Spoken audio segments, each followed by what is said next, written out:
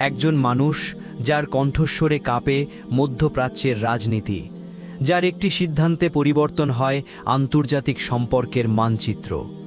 তিনি না কোনো নির্বাচিত প্রেসিডেন্ট, না কোনো সাধারণ ধর্মীয় নেতা। তিনি ইরান ইসলামিক রিপাবলিকের সর্বোচ্চ নেতা আয়াতুল্লাহ আলী খামেনি। ১৯৩৯ সালের ১৭ই জুলাই ইরানের পবিত্র শহর মাশহাদে জন্ম নিলেন সাইয়্যিদ আলী হোসেইনি খামেনি। তার পিতা সাইয়্যিদ জাওয়াদ খামেনি ছিলেন একজন বিদ্বান ধর্মীয় আলেম, নিজেও একজন মুজতাহিদ। পরিবারটি আজারবাইজানি বংশোদ্ভূত, তবে মাশহাদেই তাদের শিকড়। মাত্র ৪ ভাই বোনের মধ্যে আলী ছিলেন দ্বিতীয় সন্তান। শৈশব কাটে দারিদ্র্যের মধ্যে, কিন্তু জ্ঞান ও ধর্মের আলোয় আলোকিত এক পরিবেশে। বাবার কাছেই শুরু হয় কোরআন ও ইসলামিক শিক্ষা। তরুণ বয়সেই তিনি মাশহাদের ঐতিহাসিক হাউজায়ে এলমিয়াহ মাদ্রাসায় ভর্তি হন। এরপর নাজাফ ও কোমের বিখ্যাত ধর্মীয় শিক্ষা কেন্দ্রে পড়াশোনা করেন। কোমেই তার সঙ্গে পরিচয় ও সম্পর্ক গড়ে ওঠে ইরানি বিপ্লবের মহানায়ক আয়াতুল্লাহ খোমেইনির সঙ্গে। ১৯৬০-এর দশকে শাহ মোহাম্মদ রেজা পাহলাভির স্বৈরতন্ত্রের বিরুদ্ধে গর্জে উঠেছিলেন ইরানের আলেমরা। তাদের মধ্যে ছিলেন তরুণ আলী খামেনিও।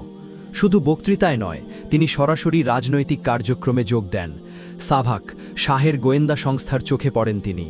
৬ বার গ্রেফতার হন, নির্যাতন সহ্য করেন, নির্বাসনে পাঠানো হয়, কিন্তু থামেননি। ১৯৭৯ সালে ইরানি ইসলামিক বিপ্লব সফল হয়, শাহের পতন ঘটে, খোমেইনির নেতৃত্বে ইসলামিক রিপাবলিক প্রতিষ্ঠা পায়। খামেনি হন নতুন সরকারের অন্যতম মুখ। ১৯৮১ সালের ২৭ জুন একটি ভয়াবহ বোমা হামলায় গুরুতর আহত হন খামেনি। তার ডান হাত প্রায় সম্পূর্ণ অকেজো হয়ে যায়, কিন্তু সেই আঘাত তাকে আরও কঠোর করে তোলে। একই বছর তিনি হন ইরানের তৃতীয় প্রেসিডেন্ট। ২ মেয়াদে প্রেসিডেন্ট থাকেন ১৯৮১ থেকে ১৯৮৯ সাল পর্যন্ত। ইরান ইরাক যুদ্ধের দুঃসহ বছরগুলোতে তিনি জাতিকে ঐক্যবদ্ধ রাখেন। ১৯৮৯ সালের ৩ জুন মৃত্যুবরণ করলেন ইরানি বিপ্লবের প্রতিষ্ঠাতা আয়াতুল্লাহ রুহুল্লাহ খোমেইনি। সারা দেশে শোকের ঢেউ। এখন প্রশ্ন, কে হবেন পরবর্তী সর্বোচ্চ নেতা? বিশেষজ্ঞ পরিষদ বৈঠকে বসল, নানা নাম আলোচনা হলো। অবশেষে মনোনীত হলেন আলী খামেনি, যদিও তখনও তিনি গ্র্যান্ড আয়াতুল্লাহ পদে উন্নীত হননি। অনেক ধর্মীয় পণ্ডিত প্রশ্ন তুলেছিলেন তার যোগ্যতা নিয়ে, কিন্তু রাজনৈতিক বাস্তবতা জিতল। তখন থেকে আজ পর্যন্ত ৩৫ বছরেরও বেশি সময় ধরে আলী খামেনি ইরানের সর্বোচ্চ নেতা। এই পদটি শুধু ধর্মীয় নয়, এটি সাংবিধানিকভাবে দেশের সর্বোচ্চ ক্ষমতার কেন্দ্র। তার হাতে রয়েছে সশস্ত্র বাহিনীর সর্বোচ্চ কমান্ড, বিচার বিভাগ নিয়ন্ত্রণ, রাষ্ট্রীয় মিডিয়ার দিক নির্দেশনা, পররাষ্ট্রনীতির চূড়ান্ত সিদ্ধান্ত, প্রেসিডেন্টের ক্ষমতাকেও ছাড়িয়ে যাওয়ার অধিকার। খামেনির শাসনামলে ইরান পেয়েছে একটি অনন্য রাজনৈতিক কাঠামো। বাইরে থেকে দেখলে মনে হয় গণতন্ত্র আছে, প্রেসিডেন্ট নির্বাচন হয়, সংসদ আছে, কিন্তু ভেতরে ভেতরে সব নিয়ন্ত্রণ করেন একজনই। গার্ডিয়ান কাউন্সিল নির্বাচনে প্রার্থীদের যোগ্যতা যাচাই করে। যাদের উপযুক্ত মনে করা হয় না, তারা প্রতিদ্বন্দ্বিতাই করতে পারেন না। ১৯৯৭ সালে সংস্কারপন্থী মোহাম্মদ খাতামি প্রেসিডেন্ট হলেন, জনগণের বিশাল সমর্থন নিয়ে। কিন্তু খামেনির সঙ্গে দ্বন্দ্বে তার সংস্কারের স্বপ্ন অনেকটাই অপূর্ণ রয়ে গেল। ২০০৯ সবুজ আন্দোলন, প্রেসিডেন্ট নির্বাচনে কারচুপির অভিযোগে লক্ষ লক্ষ মানুষ রাস্তায়। খামেনি কঠোর হাতে দমন করলেন, শত শত গ্রেফতার, অনেক মৃত্যু। ২০২২ মাহসা আমিনি আন্দোলন, হিজাব না পড়ার কারণে পুলিশি হেফাজতে তরুণী মাহসা আমিনির মৃত্যু। আবার রাস্তায় জনস্রোত, নারী জীবন স্বাধীনতা স্লোগানে কাঁপল ইরান। খামেনি আবার দমন নীতিতে গেলেন। সমালোচকরা বলেন, তার শাসনামলে রাজনৈতিক বন্দী, সংবাদপত্রের স্বাধীনতা খর্ব এবং নারীর অধিকার সংকুচিত হয়েছে।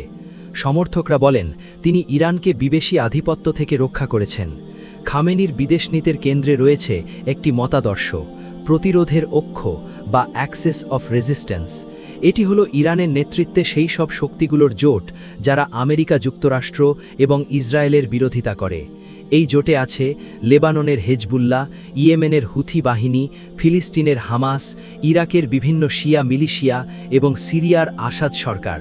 পারমাণবিক কর্মসূচি, খামেনির শাসনামলের সবচেয়ে বিতর্কিত অধ্যায়। পশ্চিমা দেশগুলো অভিযোগ করেছে ইরান পারমাণবিক অস্ত্র তৈরির দিকে এগিয়ে যাচ্ছে। ইরান বলছে এটা শান্তিপূর্ণ উদ্দেশ্যে। 2015 সালে JCPOA চুক্তি হয়। ট্রাম্প 2018 সালে তা থেকে বেরিয়ে যান। এরপর থেকে টানাপোড়েন চলছেই। 2024 সালে ইসরায়েল ইরান সরাসরি সামরিক সংঘর্ষের দ্বারপ্রান্তে এসে দাঁড়ায়। ইরান ইসরায়েলে ড্রোন ও মিসাইল হামলা চালায়। এটি ইতিহাসে প্রথমবার। আমেরিকার সঙ্গে সম্পর্ক তার আমলে সবসময়ই তিক্ত।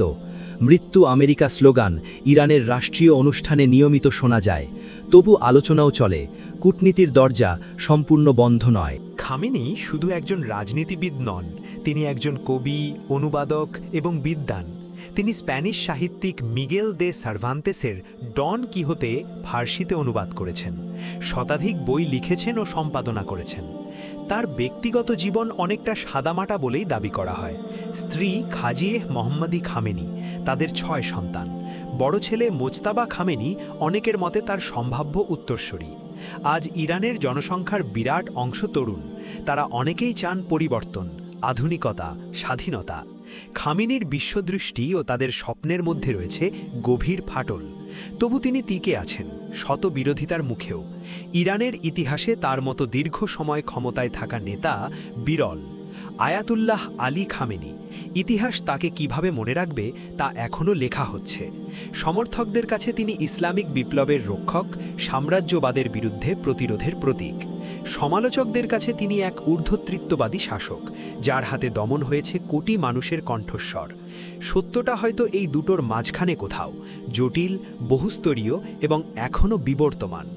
মধ্যপ্রাচ্যের রাজনীতি বুঝতে হলে খামেনিকে বুঝতেই হবে, কারণ তাকে বাদ দিয়ে আজকের ইরান, আজকের মধ্যপ্রাচ্য অসম্পূর্ণ। এই ভিডিওটি ভালো লাগলে লাইক করুন, সাবস্ক্রাইব করুন এবং শেয়ার করুন।